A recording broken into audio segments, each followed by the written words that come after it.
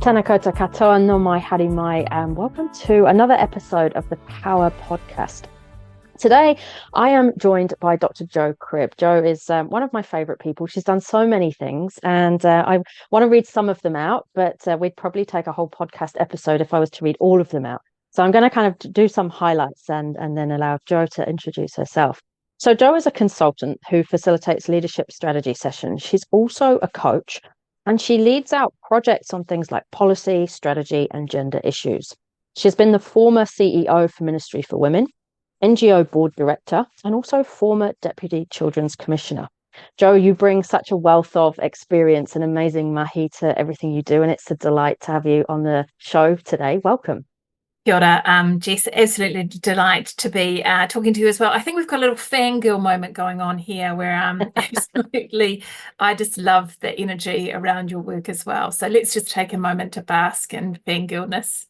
Love that, love that. And I love it when amazing women come together and can connect on their respective passions, and when those respective passions align. And I'm confident that's the case here.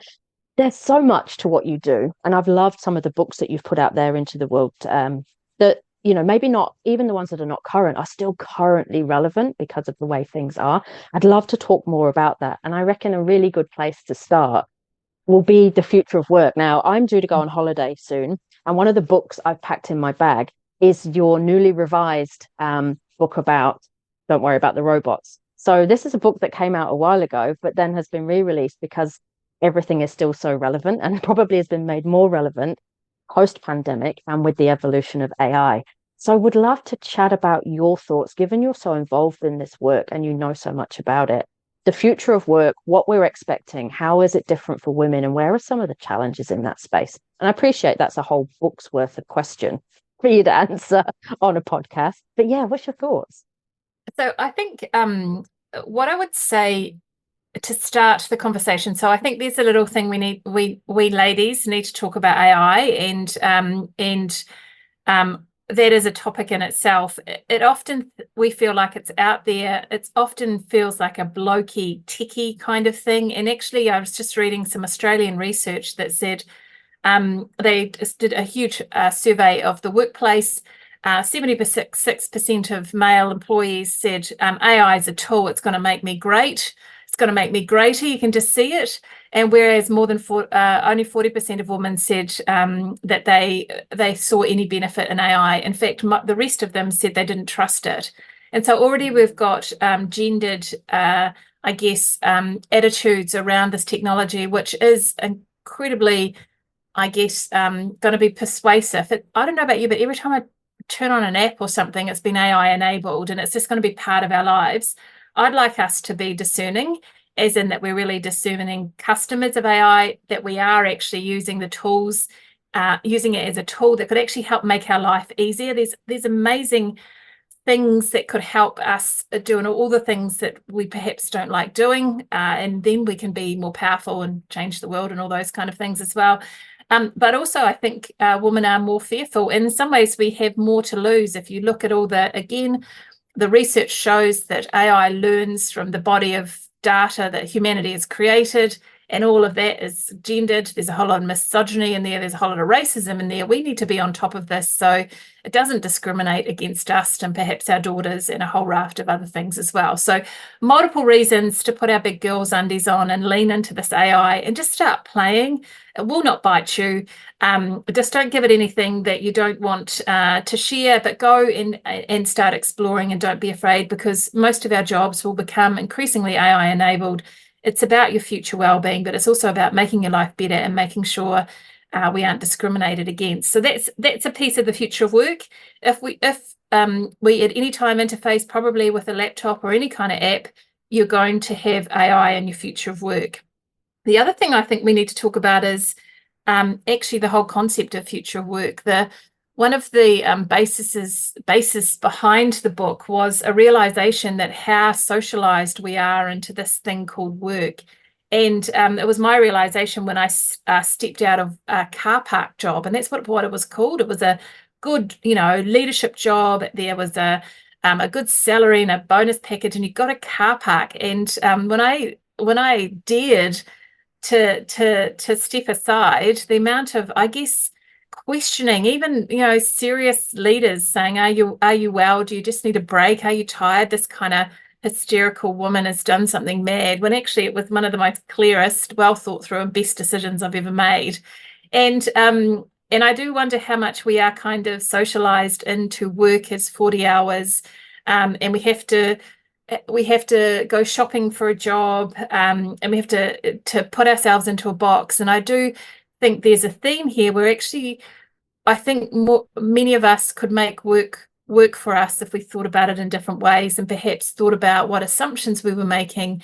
And you and I have created our own jobs essentially, and it's not for everyone. But often people think that that is high risk. And when I look at all my dear friends across the public service, across the consulting, across some of the tech industries, their jobs are not secure.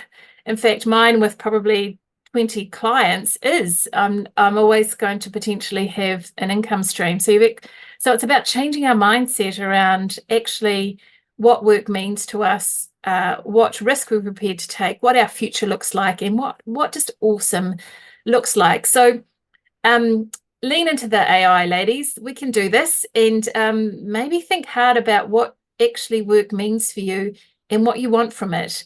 And as you said, we tied that into a book, and it is a kind of hopefully a practical guide to stepping through this. Yeah, I love that, Jo.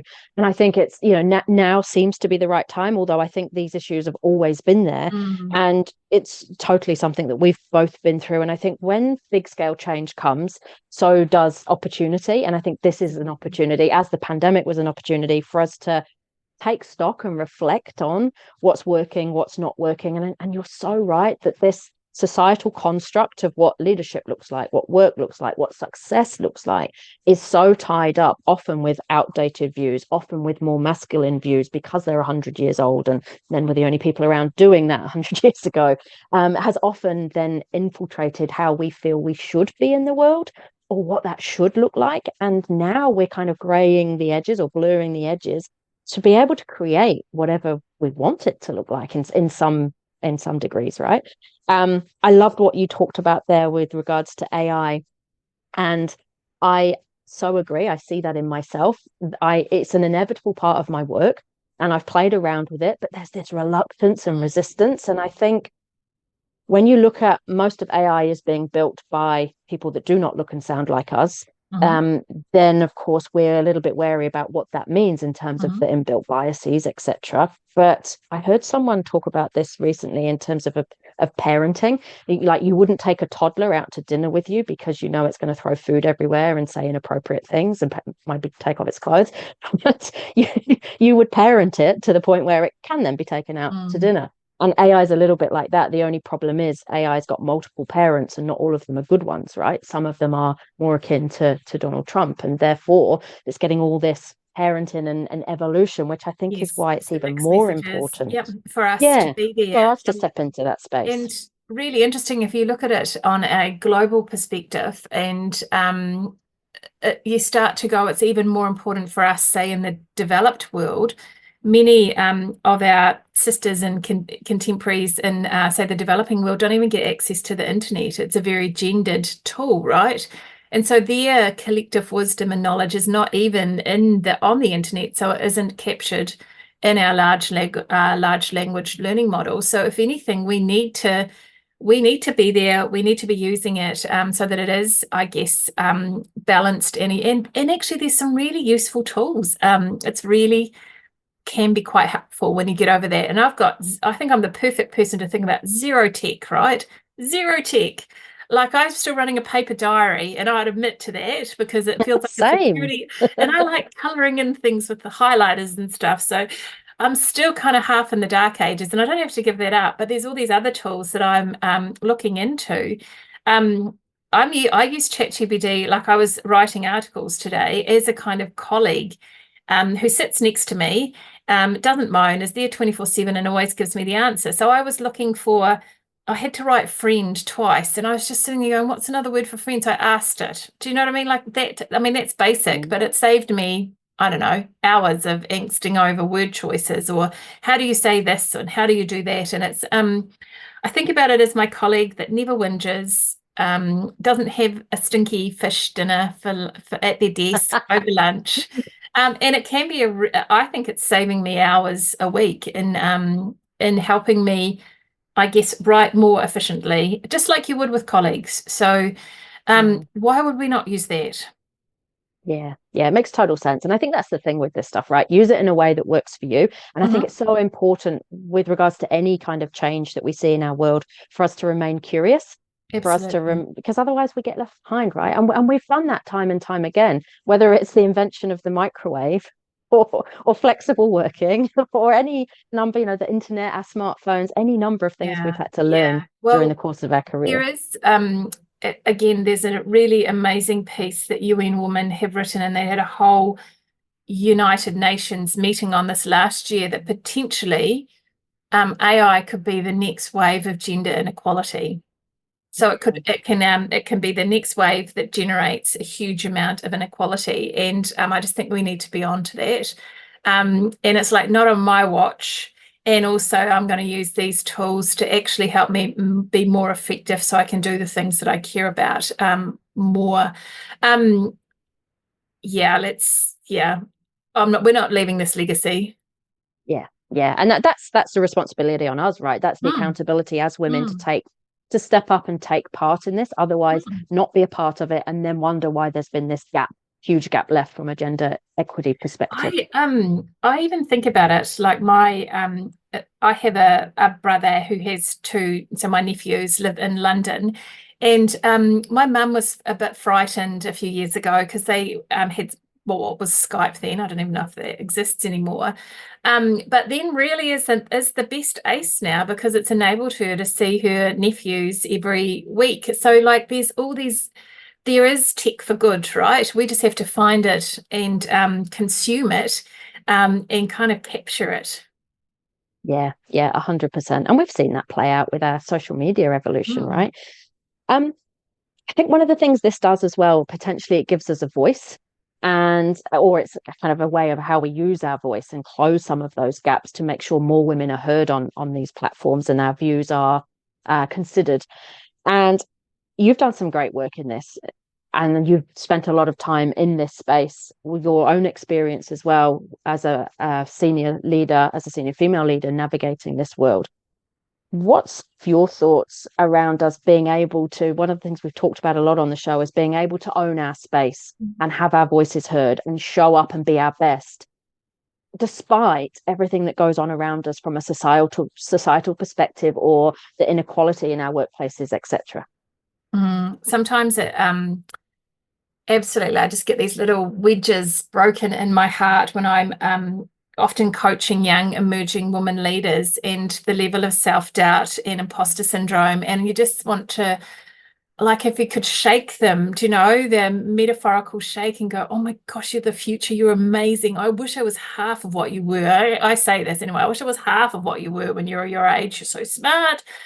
But the world really grinds us down, really. I think this, Mm. in a way. And one of the key things I think about is all the negative things that come at us that tell us we're not right and we don't quite fit and we're not, and we should wait until we're perfect until we do anything. Or I often think we were rewarded when we were young girls for, being tidy and being nice and being playing by the rules and all these kind of things that don't work when you're actually trying to generate change or grow your leadership career. All those kind of skills that we were rewarded at primary school, we need to leave them all behind. Is that I've increasingly encouraged those around me to journal every time something positive happens. It's like we've continuously learnt that we're bad, and because we're awesome women, we're perfectionists, we're absolutely brilliant at finding information that tells us that we're bad. So we've got that strong confirmation bias. We all know how our minds work. Our neural pathways are going and searching for, and we're very good at it. We actually need to physically stop that. So for many, I just think it's as simple as, I know it sounds naff, buy a beautiful book, a beautiful, this is a stationary moment, ladies, and literally force yourself to retrain your mind to and get an actual sense of how the world sees you. And I just think I think I'd like to give if I had millions of dollars, I'd give every little girl a book that says every time someone says something positive about you, write it in, or anyway interacts, or every time you make a difference, write it down and hold on to it. I've got a colleague who has a big, beautiful jar on her desk, and every time she gets a compliment, she puts it in there. When she's having a bad day, she goes back and reads them. It makes me sad that we have to do this, but I really do think we have to put these counterbalances in to the constant stream of negative that is often coming at us. And then we can truly see how awesome we are. But we need to, because we actually do have to take our space, right? No one is going to give it to us, has been my experience. No one is going to say, here, have this amazing space. I mean, you might get opportunities, but you're still going to have to work in them, right? And you're going to have the courage to step into them and own them. No one is going to give you your space. You are going to have to take it, which means you have to be, I guess, in the mindset ready to do that. So yeah, I think lots of stationery is the answer. It certainly makes it a much more beautiful answer. And you're so right, because we are rewiring Totally. generations of societal decades and decades and generations of images that say to us, unless we are white, size 8, breasts that are perky, do you know what I mean? Like, then if you're not, you're wrong. Unless you are this or you do that, unless your house is perfect. I don't know about you, but it's the middle of winter and I've got racks full of undies everywhere. But I don't see that in the influencers. Do you know? No one else does. If I was looking online as an alien, I'd go, how on earth do you not eat off plates? Do they never get dirty? Do you know? Like, we're constantly told that we're not quite right, we're not quite perfect, and all of us will have imposter syndrome. So, and anyone who says they don't has probably got some kind of strange disorder, really. Do you know, some sort of personality issue. And it's, in some ways, I try and use it as a superpower. It makes me, I don't know, when I get this feeling, even I was writing this article, been asked to write something for the Institute directors, it's like the grown-ups, right? And you're sitting there going, oh, this be good enough. Am I grown up enough to have these ideas? And I'm sitting there going, it just made me write and think harder. Like, buggy, it's going to be awesome. Do you know? So turning that kind of self-doubt into, can you kind of harness it into your kind of superpower? Yeah. And it's really nice to hear, when you hear really bright, successful women talk about this, it's really nice for us to know how normal this is, because I think there's this tendency, and you're right, the online world certainly contributes to this. There's this tendency for us to look outside of ourselves and go, everybody else has got it figured out. Their houses all look perfect and their lives are great and their career is flying. So the problem must be me. And then, of course, we've got that negative bias in our brain and all that negative self-talk and inner critic, then having that message reinforced outside by the external world and all the influencers that are living great lives and the thoughts we have about other people. Mess, right? Totally. And then we feel like we are failing. And you're right, imposter syndrome is something that constantly comes up. And I know for the women that I work with as well, there's this, because of that, then there's this need to change something about ourselves to fit in or to be different, rather than leverage the very thing we bring to the table that makes us amazing. And it's such a shame for me that when we bring so much to the table that makes us amazing, we're too busy worrying about the stuff we don't have or that other people do have, or that the things we need to change about ourselves to fit into the mold, which is often not people that look and sound like us, that just takes away from not just us, but our teams, our organizations. And I feel like, and a lot of the we're hearing, I feel like this gets worse, not better, sometimes as we age, in terms of how that's perceived in our organization. So my view on this has always been, the older I get, the better I get, because I've got more wisdom, I'm more self-assured, I don't care so much what people think, and I'm learning more as I go, right? And I feel like I've got my place in the world. And yet at the same time, societally, we're getting a lot of messages that are saying, women are less visible as they age and they don't have as much to offer. And would love your thoughts on that, because you worked with women and lived through this. Totally. And I, as a statement, have gone grey, which I adore. And I, do you know, just because I am. So, Nice. and like to wear it with pride rather than all the beauty standards saying we have to hide the fact that we're aging. It's like, oh, it's such a cool color. Like, it's awesome. So, and I see that's a act of political defiance for me. It's like, Nice. and And there's also, natural, right? It's a yeah, natural part of totally. being a woman and aging. I Yeah, like to call them totally. my wisdom flex that I'm getting Yeah. around my ears at the moment. Flex of wisdom. I think maybe we can claim, I don't know, this seems very inappropriate, but we should reclaim like Silver Fox, don't you think? Like take it off and grab the no, no, no. No, that there is this narrative that I, and it is a narrative because I can't see any truth to it, is that as we age, we become invisible. Sorry, if anything, I am dressing brighter, my lipstick's got more in your face, and I'm not going to be quiet if something's not okay. So I haven't seen all these retiring invisibility. So I just think it's a narrative to try and silence us. So we're not having any of that, right?